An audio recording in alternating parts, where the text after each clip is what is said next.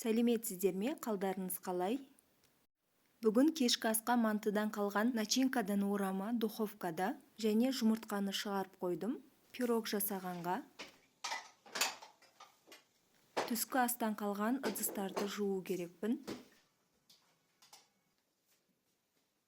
Кішкене етіп қамыр еледім, дрожжи, тұз, сұйық май салдым.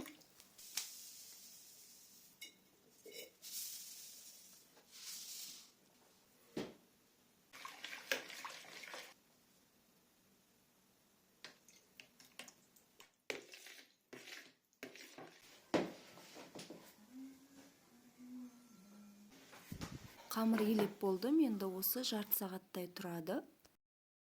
Міне қамырым дайын болды, кәдімгідей жұқа етіп жайып аламын. Міне жұқа етіп жайып алдық, енді кәдімгі өсімдік майын бәр жеріне тегіс етіп жағып шығамыз. Начинкамызды да тегіс етіп жайып шығамыз.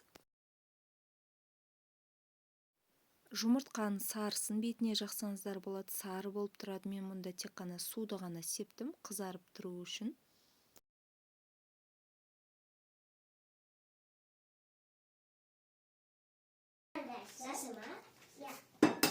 Енді пирогқа кірісеміз. 5 жұмыртқа, қант жақсылап көпіртіп аламыз. Көпіртіп болған соң мен кішкене ғана ванилин қостым, ол видеоға түспей қалыпты. Әрбір пирогта осы жұмыртқаны жақсылап жаңағы қантпен араластыратын болсақ, көтертіп екі есе етіп, сол кезде пирогымызда үлкен болып шығады. Осы маңызды этаптардың бірі, жақсылап көпірту керек. Мұнда ұнға қопсытқыш салдым.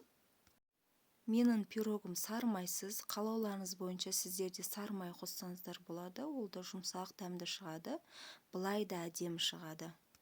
Ыдысымызды жақсылап майлап аламыз, өсімдік майымен.